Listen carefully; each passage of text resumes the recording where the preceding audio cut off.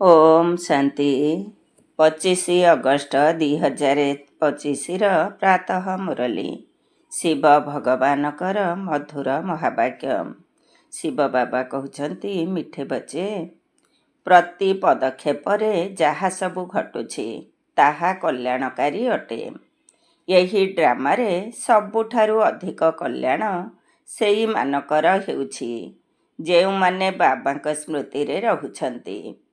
ପ୍ରତି ପଦକ୍ଷେପରେ ଯାହା ସବୁ ଘଟୁଛି ତାହା କଲ୍ୟାଣକାରୀ ଅଟେ। ଏହି ଡ୍ରାମାରେ ସବୁଠାରୁ ଅଧିକ କଲ୍ୟାଣ ସେଇମାନଙ୍କର ହେଉଛି ଯେଉଁମାନେ ବାବାଙ୍କ ସ୍ମୃତିରେ ରହୁଛନ୍ତି। ଆଜିର ପ୍ରଶ୍ନ, ଡ୍ରାମାର କେଉଁ ରହସ୍ୟକୁ ଜାଣିଥିବା ସନ୍ତାନମାନେ ଅପାର ଖୁସିରେ ରହିପାରିବେ? ଡ୍ରାମାର କେଉଁ ରହସ୍ୟକୁ ଜାଣିଥିବା ସନ୍ତାନମାନେ ଅପାର ଖୁସିରେ ରହିପାରିବେ? ଉତ୍ତର, ଯେଉଁମାନେ ଜାଣିଛନ୍ତି ଯେ ଡ୍ରାମାନୁସାରେ ଏବେ ଏହି ପୁରୁଣା ଦୁନିଆର ବିନାଶ ହେବ, ପ୍ରାକୃତିକ ବିପର୍ଯ୍ୟୟ ମଧ୍ୟ ହେବ, କିନ୍ତୁ ଆମର ରାଜଧାନୀ ତ ନିଶ୍ଚିତ ସ୍ଥାପନ ହେବ। ଏଥିରେ କେହି କିଛି କରିପାରିବେ ନାହିଁ। ଯଦିଓ ଅବସ୍ଥା ତଳ ଉପର ହେବ, କେବେ ବହୁତ ଉତ୍ସାହପୂର୍ଣ୍ଣ, କେବେ ବହୁତ ଥଣ୍ଡା, କିନ୍ତୁ ଏଥିରେ ଚିନ୍ତା କରିବାର ନାହିଁ। ସମସ୍ତ ଆତ୍ମାମାନଙ୍କର ପିତା ଭଗବାନ ଆମକୁ ପାଠ ପଢ଼ାଉଛନ୍ତି। ଏହି ଖୁସିରେ ରହିବାକୁ ହେବ। ଗୀତ ମେହଫିଲ୍ ମେ ଜଲ ଉଠି ସମା। ଓମ୍ ଶାନ୍ତି। ମିଠା ମିଠା କ୍ରମାନୁଯାୟୀ ପୁରୁଷାର୍ଥ ଅନୁସାରେ ଚୈତନ୍ୟ ପତଙ୍ଗ ରୂପୀ ସନ୍ତାନମାନଙ୍କୁ ବାବା ୟାଦ ପ୍ୟାର ଦେଉଛନ୍ତି। ତୁମେ ସବୁ ହେଉଛ ଚୈତନ୍ୟ ପତଙ୍ଗ। ବାବାଙ୍କୁ ଜ୍ୟୋତି ମଧ୍ୟ କୁହାଯାଉଛି, କିନ୍ତୁ ତାଙ୍କୁ ବିଲକୁଲ କେହି ଜାଣିନାହାନ୍ତି। ଜ୍ୟୋତି ମଧ୍ୟ କୌଣସି ବଡ଼ ଆକୃତିର ନୁହେଁ। ସେ ହେଉଛନ୍ତି ବିନ୍ଦୁ ରୂପ। କାହାରି ବି ବୁଦ୍ଧିରେ ନଥିବ ଯେ ମୁଁ ଆତ୍ମା ବିନ୍ଦୁ। ଆମ ଆତ୍ମା ମଧ୍ୟରେ ସାରା ଅଭିନୟ ଭରି ରହିଛି। ଆତ୍ମା ଏବଂ ପରମାତ୍ମାଙ୍କର ଜ୍ଞାନ ଆଉ କାହାରି ବୁଦ୍ଧିରେ ନାହିଁ। ତୁମକୁ ମଧ୍ୟ ବାବା ଆସି ବୁଝାଇଛନ୍ତି, ଆତ୍ମାର ଅନୁଭୂତି କରାଉଛନ୍ତି। ଆଗରୁ ଏକଥା ଜଣା ନଥିଲା ଯେ ଆତ୍ମା କ'ଣ ଏବଂ ପରମାତ୍ମା କ'ଣ। ସେଥିପାଇଁ ଦେହ ଅଭିମାନ କାରଣରୁ ପିଲାମାନଙ୍କଠାରେ ମୋହ ମଧ୍ୟ ରହିଛି, ବିକାର ମଧ୍ୟ ବହୁତ ରହିଛି। ଭାରତ କେତେ ଶ୍ରେଷ୍ଠ ଥିଲା, ବିକାରର ନାମ ହିଁ ନଥିଲା। ତାହା ନିର୍ବିକାରୀ ଭାରତ ଥିଲା, ଏବେ ବିକାରୀ ଭାରତ ହୋଇଯାଇଛି। କୌଣସି ବି ମନୁଷ୍ୟ ଏପରି କହିପାରିବେ ନାହିଁ, ଆଜକୁ 5000 ବର୍ଷ ପୂର୍ବେ ମୁଁ ଏହି ଭାରତକୁ ଶିବାଳୟ କରାଇଥିଲି। ମୁଁ ହିଁ ଶିବାଳୟ ସ୍ଥାପନ କରିଥିଲି। କିପରି? ତାହା ମଧ୍ୟ ତୁମେ ଏବେ ବୁଝୁଛ। ତୁମେ ଜାଣିଛ ପ୍ରତି କଦମ କଦମରେ ଯାହା କିଛି ହେଉଛି ତାହା ହିଁ କଲ୍ୟାଣକାରୀ। ନିତ୍ୟ ପ୍ରତିଦିନ ସେଇମାନଙ୍କର ଅଧିକ କଲ୍ୟାଣ ହୋଇଥାଏ ଯିଏ ଭଲ ଭାବରେ ବାବାଙ୍କୁ ମନେ ପକାଇ ନିଜର ବି କଲ୍ୟାଣ କରିଥାନ୍ତି। ଏହା ହେଉଛି କଲ୍ୟାଣକାରୀ ପୁରୁଷୋତ୍ତମ ହେବାର ଯୁଗ। ବାବାଙ୍କର କେତେ ମହିମା ରହିଛି ତୁମେ ଜାଣିଛ। ଏବେ ସଚା ସଚା ଭାଗବତ ଚାଲିଛି। ଦ୍ୱାପର ଯୁଗରେ ଯେବେ ଭକ୍ତି ମାର୍ଗ ଆରମ୍ଭ ହୋଇଥାଏ, ସେତେବେଳେ ପ୍ରଥମେ ପ୍ରଥମେ ତୁମେ ହିଁ ହୀରାର ଶିବଲିଙ୍ଗ ତିଆରି କରି ପୂଜା କରୁଛ। ଏବେ ତୁମର ସ୍ମୃତିରେ ଆସୁଛି, ଆମେ ଯେବେ ପୂଜାରୀ ହେଲୁ ସେବେ ମନ୍ଦିର ତିଆରି କରିଥିଲୁ, ହୀରା ମାଣିକର ନିର୍ମାଣ କରୁଥିଲୁ। ସେହି ଚିତ୍ର ତ ଏବେ ମିଳିପାରିବ ନାହିଁ। ଏଠାରେ ତ ଏମାନେ ଲିଙ୍ଗ ଚାନ୍ଦି ଆଦିରେ ତିଆରି କରି ପୂଜା କରୁଛନ୍ତି। ଏପରି ପୂଜାରୀମାନଙ୍କର ଦେଖ କେତେ ସମ୍ମାନ ରହିଛି। ଶିବଙ୍କର ପୂଜା ତ ସମସ୍ତେ କରୁଛନ୍ତି, କିନ୍ତୁ ଅବ୍ୟଭିଚାରୀ ପୂଜା ତ ହେଉନାହିଁ। ଏକଥା ମଧ୍ୟ ପିଲାମାନେ ଜାଣିଛନ୍ତି, ବିନାଶ ମଧ୍ୟ ନିଶ୍ଚୟ ହେବ। ପ୍ରସ୍ତୁତି ଚାଲିଛି। ପ୍ରାକୃତିକ ବିପର୍ଯ୍ୟୟର ମଧ୍ୟ ଡ୍ରାମାରେ ନିର୍ଦ୍ଧାର୍ଯ୍ୟ ରହିଛି। କେହି କେତେ ବି ମୁଣ୍ଡ ପିଟନ୍ତୁ, ତୁମର ରାଜଧାନୀ ତ ସ୍ଥାପନ ନିଶ୍ଚିତ ହେବ। କାହାର ବି ତାକତ ନାହିଁ ଯେ ସେଥିରେ କିଛି କରିପାରିବେ। ବାକି ଅବସ୍ଥା ତ ତଳ ଉପର ନିଶ୍ଚିତ ହେବ। ଏହା ହେଉଛି ବହୁତ ଶ୍ରେଷ୍ଠ ରୋଜଗାର। କେବେ ତ ତୁମେ ବହୁତ ଖୁସିର ଭଲ ଖିଆଲରେ ରହିବ, କେବେ ଥଣ୍ଡା ପଡ଼ିଯିବ। ଯାତ୍ରାରେ ମଧ୍ୟ ତଳ ଉପର ହୋଇଥାଏ, ଏଥିରେ ମଧ୍ୟ ସେହିପରି ହେଉଛି। କେବେ କେବେ ତ ସକାଳୁ ଉଠି ବାବାଙ୍କ ୟାଦ କରିଲେ ବହୁତ ଖୁସି ଲାଗିଥାଏ। ଓହୋ, ବାବା ଆମକୁ ପଢ଼ାଉଛନ୍ତି, କେତେ ଆଶ୍ଚର୍ଯ୍ୟ! ସମସ୍ତ ଆତ୍ମାମାନଙ୍କର ପିତା ସ୍ୱୟଂ ଭଗବାନ ଆମକୁ ପଢ଼ାଉଛନ୍ତି। ସେମାନେ ପୁଣି ଶ୍ରୀକୃଷ୍ଣଙ୍କୁ ଭଗବାନ ଭାବି ନେଇଛନ୍ତି। ସାରା ଦୁନିଆରେ ଶ୍ରୀମଦ୍ ଭଗବତ ଗୀତାର ବହୁତ ମାନ ରହିଛି, କାହିଁକି ନା ଭଗବାନ ଉବାଚ ରହିଛି ନା।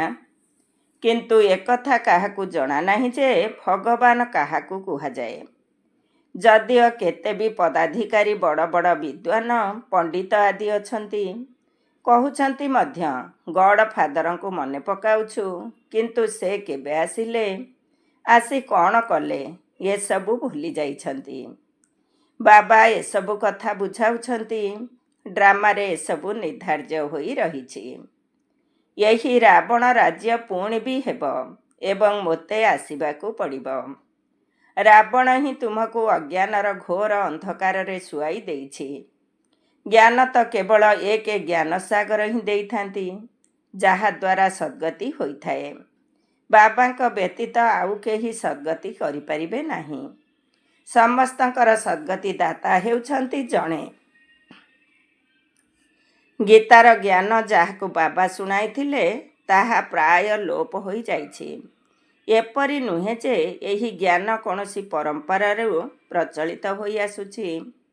ଅନ୍ୟ ଧର୍ମର କୋରାନ, ବାଇବେଲ ଆଦି ପ୍ରଚଳିତ ହୋଇ ଆସୁଛି, ବିନାଶ ହେଉନାହିଁ। ତୁମକୁ ତ ବର୍ତ୍ତମାନ ଯେଉଁ ଜ୍ଞାନ ମୁଁ ଦେଉଛି, ତାହାର କୌଣସି ଶାସ୍ତ୍ର ତିଆରି ହେଉନାହିଁ, ଯାହାକି ପରମ୍ପରା ବା ଅନାଦି ହୋଇଯିବ। ଏହାକୁ ତ ତୁମେ ଲେଖୁଛ, ପୁଣି ନଷ୍ଟ କରି ଦେଉଛ। ଏସବୁ ତ ସ୍ୱାଭାବିକ ଭାବରେ ପୋଡ଼ି ଜଳି ସମାପ୍ତ ହୋଇଯିବ। ବାବା କଳ୍ପ ପୂର୍ବରୁ ମଧ୍ୟ କହିଥିଲେ, ଏବେ ମଧ୍ୟ ତୁମକୁ କହୁଛନ୍ତି। ଏହି ଜ୍ଞାନ ତୁମକୁ ଏବେ ମିଳୁଛି, ପୁଣି ଏହା ପରେ ଯାଇ ପ୍ରାରବ୍ଧ ଭୋଗ କରିବ। ତାପରେ ଆଉ ଏହି ଜ୍ଞାନର ଆବଶ୍ୟକତା ରହିବ ନାହିଁ। ସବୁ ଶାସ୍ତ୍ର ଭକ୍ତି ମାର୍ଗର ଅଟେ। ବାବା ତୁମମାନଙ୍କୁ କୌଣସି ଗୀତା ଆଦି ପଢ଼ି ଶୁଣାଉ ନାହାନ୍ତି। ବାବା ରାଜଯୋଗର ଶିକ୍ଷା ଦେଉଛନ୍ତି, ଯାହାକୁ ପୁଣି ଭକ୍ତି ମାର୍ଗରେ ଶାସ୍ତ୍ର ତିଆରି କରି ଭୁଲ ଭାଲ କରିଦେଉଛନ୍ତି। ତୁମ ପାଇଁ ମୂଳ କଥା ହେଉଛି ଗୀତାର ଜ୍ଞାନ କିଏ ଦେଇଛନ୍ତି। ତାଙ୍କର ନାମ ବଦଳେଇ ଦେଇଛନ୍ତି, ଆଉ କାହାର ବି ନାମ ବଦଳି ନାହିଁ। ସମସ୍ତଙ୍କର ମୁଖ୍ୟ ଧର୍ମଶାସ୍ତ୍ର ରହିଛି ନା। ସେମାନଙ୍କ ମଧ୍ୟରେ ମୁଖ୍ୟ ହେଉଛି ଦେବତା ଧର୍ମ, ଇସଲାମୀ ଧର୍ମ, ବୌଦ୍ଧ ଧର୍ମ। ଯଦିଓ କେହି କେହି କହୁଛନ୍ତି ଯେ ପ୍ରଥମେ ବୌଦ୍ଧ ଧର୍ମ, ପଛରେ ଇସଲାମ ଧର୍ମ। କୁହ, ଏହି କଥା ସହିତ ଗୀତାର କୌଣସି ସମ୍ପର୍କ ନାହିଁ। ଆମର ତ କାମ ହେଲା ବାବାଙ୍କ ଠାରୁ କିପରି ସମ୍ପତ୍ତି ନେବା। ବାବା କେତେ ଭଲ ଭାବରେ ବୁଝାଉଛନ୍ତି। ଏହା ହେଉଛି ବିଶାଳ ବୃକ୍ଷ, ବହୁତ ସୁନ୍ଦର, ଯେପରିକି ଫୁଲଦାନୀ। ସେଥିରୁ 3ଟି ଶାଖା ବାହାରୁଛି। କେତେ ଜ୍ଞାନଯୁକ୍ତ ଭାବରେ ତିଆରି ହୋଇଥିବା ବୃକ୍ଷ। କେହି ବି ତୁରନ୍ତ ବୁଝିଯିବେ ଯେ ଆମେ କେଉଁ ଧର୍ମର। ଆମର ଧର୍ମ କିଏ ସ୍ଥାପନ କରିଲେ? ଦୟାନନ୍ଦ ସରସ୍ୱତୀ, ଅରବିନ୍ଦ ଘୋଷ ପ୍ରଭୃତି ତ ଅଳ୍ପ ଦିନ ହେବ ଜନ୍ମ ନେଇ ଯାଇଛନ୍ତି। ସେମାନେ ମଧ୍ୟ ଯୋଗ ଆଦି ଶିଖାଉଛନ୍ତି। ସେସବୁ ହେଲା ଭକ୍ତି। ଜ୍ଞାନର ତ ଚିହ୍ନବର୍ଣ୍ଣ ନାହିଁ। କେତେ ବଡ଼ ବଡ଼ ଉପାଧି ମିଳୁଛି। ଏହା ତ ସବୁ ଡ୍ରାମାରେ ନିର୍ଦ୍ଧାର୍ଯ୍ୟ ଅଛି। ପୁଣି ବି ହେବ 5000 ବର୍ଷ ପରେ। ଆରମ୍ଭରୁ ନେଇ ଏହି ଚକ୍ର କିପରି ଚାଲିଛି, ପୁଣି କିପରି ପୁନରାବୃତ୍ତି ହେଉଛି, ତୁମେ ଜାଣିଛ। ବର୍ତ୍ତମାନର ଘଟଣା ସବୁ ଅତୀତ ହୋଇ ପୁଣି ଭବିଷ୍ୟତ ହୋଇଯିବ। ଅତୀତ, ବର୍ତ୍ତମାନ, ଭବିଷ୍ୟତ। ଯାହା ଅତୀତ ହୋଇଯାଉଛି, ତାହା ପୁଣି ଭବିଷ୍ୟତ ହେଉଛି। ଏବେ ତୁମକୁ ଜ୍ଞାନ ମିଳୁଛି, ପରେ ତୁମେ ରାଜତ୍ୱ ନେଉଛ। ଏହି ଦେବତାମାନଙ୍କର ରାଜ୍ୟ ଥିଲା ନା? ସେ ସମୟରେ ଆଉ କାହାର ରାଜ୍ୟ ନଥିଲା। ଏହାକୁ ମଧ୍ୟ ଏକ କାହାଣୀ ସଦୃଶ୍ୟ ଶୁଣାଅ। ବଡ଼ ସୁନ୍ଦର କାହାଣୀ ହୋଇଯିବ। ଦୀର୍ଘ 5000 ବର୍ଷ ପୂର୍ବରୁ ଏହି ଭାରତ ସତ୍ୟଯୁଗ ଥିଲା। ଅନ୍ୟ କୌଣସି ଧର୍ମ ନଥିଲା। କେବଳ ଦେବୀ ଦେବତାଙ୍କର ହିଁ ରାଜ୍ୟ ଥିଲା। ସେମାନଙ୍କ ରାଜ୍ୟକୁ ସୂର୍ଯ୍ୟବଂଶୀ ରାଜ୍ୟ କୁହାଯାଉଥିଲା। ଲକ୍ଷ୍ମୀ ନାରାୟଣଙ୍କର ରାଜ୍ୟ 1250 ବର୍ଷ ଚାଲିଲା। ପରେ ସେମାନେ ଅନ୍ୟ ଭାଇମାନଙ୍କୁ ଅର୍ଥାତ୍ କ୍ଷତ୍ରିୟମାନଙ୍କୁ ରାଜ୍ୟ ଦେଲେ। ପୁଣି ସେମାନଙ୍କର ରାଜ୍ୟ ଚାଲିଲା। ତୁମେ ବୁଝାଇ ପାରିବ ଯେ ବାବା ଆସି ପାଠ ପଢ଼ାଇଥିଲେ। ଯେଉଁମାନେ ଭଲ ଭାବରେ ପଢ଼ିଲେ ସେମାନେ ସୂର୍ଯ୍ୟବଂଶୀ ହେଲେ। ଯେଉଁମାନେ ଫେଲ୍ ହେଲେ ତାଙ୍କର ନାମ କ୍ଷତ୍ରିୟ ରଖାଗଲା। ବାକି ଲଢ଼େଇ ଆଦିର କଥା ନାହିଁ।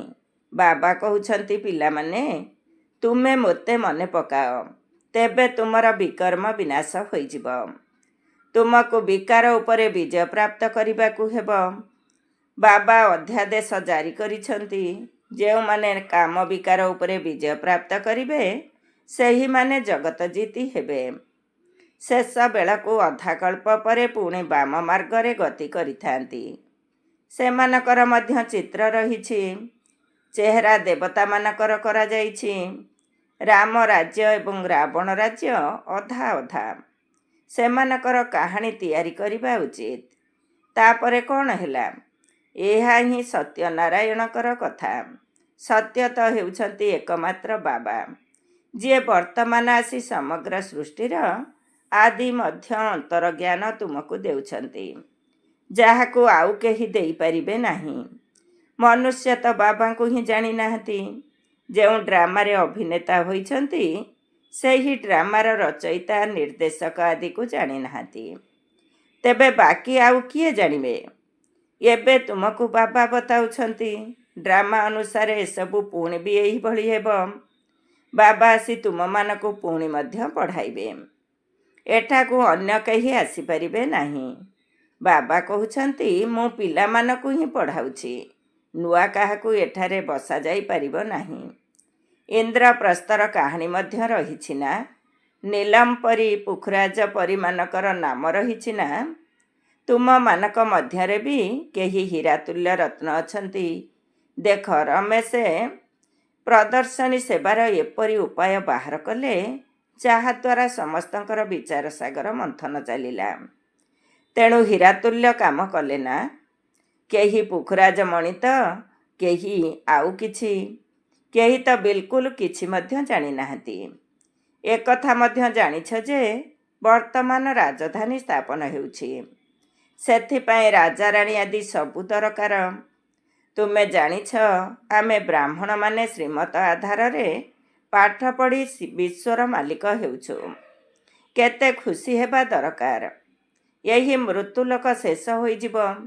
ବ୍ରହ୍ମା ବାବା ତ ଏବେ ହିଁ ବୁଝୁଛନ୍ତି ଯେ ମୁଁ ଯାଇ ରାଜକୁମାର ହେବି। ଶୈଶବ ଅବସ୍ଥାର ସେ କଥା ସବୁ ଏବେ ହିଁ ସାମ୍ନାକୁ ଆସିଯାଉଛି। ଚଳଣି ହିଁ ବଦଳି ଯାଉଛି। ସେହିପରି ସେଠାରେ ମଧ୍ୟ ବୁଢ଼ା ହେଲେ ଭାବିବେ ଯେ ଏବେ ଏହି ବାନପ୍ରସ୍ଥ ଶରୀରକୁ ଛାଡ଼ି ମୁଁ କିଶୋର ଅବସ୍ଥାକୁ ଚାଲିଯିବି। ଶୈଶବ ହେଉଛି ସତପ୍ରଧାନ ଅବସ୍ଥା। ଲକ୍ଷ୍ମୀ ନାରାୟଣ ହେଉଛନ୍ତି ଯୁବକ। ବିବାହିତଙ୍କୁ କ'ଣ କିଶୋର ଅବସ୍ଥା କୁହାଯିବ କି? ଯୁବା ଅବସ୍ଥାକୁ ରଜ, ବୃଦ୍ଧ ଅବସ୍ଥାକୁ ତମ କୁହାଯାଏ। ସେଥିପାଇଁ ଶ୍ରୀକୃଷ୍ଣଙ୍କ ପ୍ରତି ଅଧିକ ସ୍ନେହ ରହିଥାଏ। ସେହି ରାଧାକୃଷ୍ଣ ହିଁ ଲକ୍ଷ୍ମୀ ନାରାୟଣ ହେଉଛନ୍ତି। କିନ୍ତୁ ମନୁଷ୍ୟ ଏକଥା ଜାଣିନାହାନ୍ତି। ଶ୍ରୀକୃଷ୍ଣଙ୍କୁ ଦ୍ୱାପରକୁ, ଲକ୍ଷ୍ମୀ ନାରାୟଣକୁ ସତ୍ୟଯୁଗକୁ ନେଇଯାଇଛନ୍ତି। ଏବେ ତୁମେ ଦେବତା ହେବାର ପୁରୁଷାର୍ଥ କରୁଛ। ବାବା କହୁଛନ୍ତି କୁମାରୀମାନଙ୍କୁ ତ ସେବାରେ ଆଗଭର ହେବା ଉଚିତ। କୁମାରୀ କନ୍ୟା, ଅଧର କୁମାରୀ ମନ୍ଦିର, ଦିଲୱାଡ଼ା ଇତ୍ୟାଦି ଯେଉଁ ସବୁ ମନ୍ଦିର ଅଛି ତାହା ତୁମମାନଙ୍କର ହିଁ ଅବିକଳ ସ୍ମାରକୀ। ତାହା ହେଲା ଜଡ଼, ଏହା ହେଲା ଚୈତନ୍ୟ। ତୁମେ ଏଠାରେ ଚୈତନ୍ୟରେ ବସିଛ, ଭାରତକୁ ସ୍ୱର୍ଗ କରୁଛ। ସ୍ୱର୍ଗ ତ ଏହିଠାରେ ହିଁ ହେବ। ସୂକ୍ଷ୍ମବତନ, ମୂଳବତନ କେଉଁଠି ଅଛି? ତୁମକୁ ଏସବୁ କିଛି ଜଣାଅଛି। ସାରା ଡ୍ରାମାକୁ ତୁମେ ଜାଣିଛ। ଯାହା ଅତୀତ ହୋଇଯାଇଛି ତାହା ପୁଣି ଭବିଷ୍ୟତ ହୋଇ ପୁଣି ଅତୀତ ହେବ। ତୁମକୁ କିଏ ପଢ଼ାଉଛନ୍ତି? ଏହି କଥା ବୁଝାଇବାକୁ ହେବ। ଆମକୁ ଭଗବାନ ପଢ଼ାଉଛନ୍ତି। ବାସ୍ ଖୁସିରେ ବିଭୋର ହୋଇଯିବା ଦରକାର। ବାବାଙ୍କ ସ୍ମୃତି ଦ୍ୱାରା ସବୁ ଅଶୁଦ୍ଧି ବାହାରି ଯାଉଛି। ବାବା ଆମର ପିତା ମଧ୍ୟ, ଆମକୁ ପାଠ ପଢ଼ାଉଛନ୍ତି ମଧ୍ୟ, ପୁଣି ସାଥିରେ ବି ନେଇଯିବେ। ନିଜକୁ ଆତ୍ମା ଭାବି ପରମାତ୍ମା ପିତାଙ୍କ ସହିତ ଏହିପରି କଥା ହେବା ଉଚିତ। ଆମେ ଏବେ ବାବାଙ୍କ ସମ୍ବନ୍ଧରେ ଏବଂ ବ୍ରହ୍ମା ବିଷ୍ଣୁଙ୍କ ସମ୍ବନ୍ଧରେ ଜାଣିଲୁ। ବିଷ୍ଣୁଙ୍କ ନାଭିରୁ ବ୍ରହ୍ମା ବାହାରିଛନ୍ତି। ଏବେ ବିଷ୍ଣୁଙ୍କୁ ଦେଖାଇଛନ୍ତି କ୍ଷୀରସାଗରରେ। ବ୍ରହ୍ମାକୁ ସୂକ୍ଷ୍ମ ପତନରେ ଦେଖାଇଛନ୍ତି। ବାସ୍ତବରେ ସେ ଏହିଠାରେ ହିଁ ଅଛନ୍ତି। ବିଷ୍ଣୁ ତ ହେଲେ ରାଜତ୍ୱର ଅଧିକାରୀ। ଯଦି ବିଷ୍ଣୁଙ୍କ ଠାରୁ ବ୍ରହ୍ମା ବାହାରିଲେ ତେବେ ନିଶ୍ଚିତ ରାଜ୍ୟ ମଧ୍ୟ କରିବେ। ଯଦି ବିଷ୍ଣୁଙ୍କ ନାଭିରୁ ବାହାରିଲେ ତେବେ ସେ ସନ୍ତାନ ହୋଇଗଲେ। ଏହି ସବୁ କଥା ବାବା ବସି ବୁଝାଉଛନ୍ତି। ବ୍ରହ୍ମା ହିଁ 84 ଜନ୍ମ ପୂରଣ କରି ଏବେ ପୁଣି ବିଷ୍ଣୁପୁରୀର ମାଲିକ ହେଉଛନ୍ତି। ଏହି କଥା ମଧ୍ୟ ସମ୍ପୂର୍ଣ୍ଣ ରୂପରେ କେହି ବୁଝିନାହାନ୍ତି। ସେଥିପାଇଁ ତ ଏତେ ଖୁସିର ପାରଦ ଚଢ଼ୁନାହିଁ। ତୁମେ ହେଉଛ ଗୋପ ଗୋପୀ। ସତ୍ୟ ଯୁଗରେ କ'ଣ ଗୋପ ଗୋପୀ ରହିବେ କି? ସେଠାରେ ତ ରାଜକୁମାର ରାଜକୁମାରୀ ରହିବେ। ଗୋପ ଗୋପୀମାନଙ୍କର ହିଁ ଗୋପୀ ବଲ୍ଲଭ ଅଟନ୍ତି ନା? ପ୍ରଜାପିତା ବ୍ରହ୍ମା ହେଉଛନ୍ତି ସମସ୍ତଙ୍କର ପିତା। ପୁଣି ସବୁ ଆତ୍ମାମାନଙ୍କର ପିତା ହେଉଛନ୍ତି ନିରାକାର ଶିବ। ଏମାନେ ସମସ୍ତେ ହେଲେ ମୁଖ ବଂଶାବଳୀ। ତୁମେ ସବୁ ବିକେ ଭାଇ ଭଉଣୀ ହୋଇଗଲ। ତେଣୁ ବିକାରୀ ଦୃଷ୍ଟି ରହିବ ନାହିଁ। ଏଥିରେ ହିଁ ମାୟା ହରାଇ ଦେଉଛି। ବାବା କହୁଛନ୍ତି, ଏ ପର୍ଯ୍ୟନ୍ତ ଯାହା କିଛି ବେଦଶାସ୍ତ୍ର ପଢ଼ିଛ ତାକୁ ବୁଦ୍ଧିରୁ ଭୁଲିଯାଅ। ମୁଁ ଯାହା ଶୁଣାଉଛି ତାକୁ ପଢ଼। ସିଡ଼ି ତ ବହୁତ ଫାଷ୍ଟ କ୍ଲାସ୍ ଅଟେ। ସବୁକିଛି ନିର୍ଭର କରେ ଗୋଟିଏ କଥା ଉପରେ। ଗୀତାର ଭଗବାନ କିଏ? ଶ୍ରୀକୃଷ୍ଣଙ୍କୁ ଭଗବାନ କୁହାଯାଇପାରିବ ନାହିଁ। ସେ ତ ହେଉଛନ୍ତି ସର୍ବଗୁଣ ସମ୍ପନ୍ନ ଦେବତା। ତାଙ୍କର ନାମ ଗୀତାରେ ରଖିଦେଇଛନ୍ତି। କୃଷ୍ଣଙ୍କୁ ମଧ୍ୟ ଶ୍ୟାମଳ କରିଦେଇଛନ୍ତି। ପୁଣି ଲକ୍ଷ୍ମୀ ନାରାୟଣକୁ ମଧ୍ୟ ଶ୍ୟାମଳ କରିଦେଇଛନ୍ତି। କୌଣସି ହିସାବ କିତାବ ହିଁ ନାହିଁ। ରାମଚନ୍ଦ୍ରକୁ ମଧ୍ୟ କଳା କରିଦେଇଛନ୍ତି। ବାବା କହୁଛନ୍ତି କାମଚିତା ଉପରେ ବସିବା ଦ୍ୱାରା ଶ୍ୟାମଳ ହୋଇଯାଇଛନ୍ତି। ଜଣକର ହିଁ ଉଦାହରଣ ଦିଆଯାଇଥାଏ। ତୁମେ ସମସ୍ତେ ହେଉଛ ବ୍ରାହ୍ମଣ। ଏବେ ତୁମେ ଜ୍ଞାନଚିତା ଉପରେ ବସୁଛ। ଶୂଦ୍ର କାମଚିତା ଉପରେ ବସିଛନ୍ତି। ବାବା କହୁଛନ୍ତି ବିଚାର ସାଗର ମନ୍ଥନ କରି ଯୁକ୍ତି ବାହାର କର ଯେ କିପରି ସମସ୍ତଙ୍କୁ ଜାଗ୍ରତ କରିବା। ଡ୍ରାମା ଅନୁସାରେ ଜାଗ୍ରତ ମଧ୍ୟ ହେବେ। ଡ୍ରାମା ବହୁତ ଧୀରେ ଧୀରେ ଚାଲୁଛି।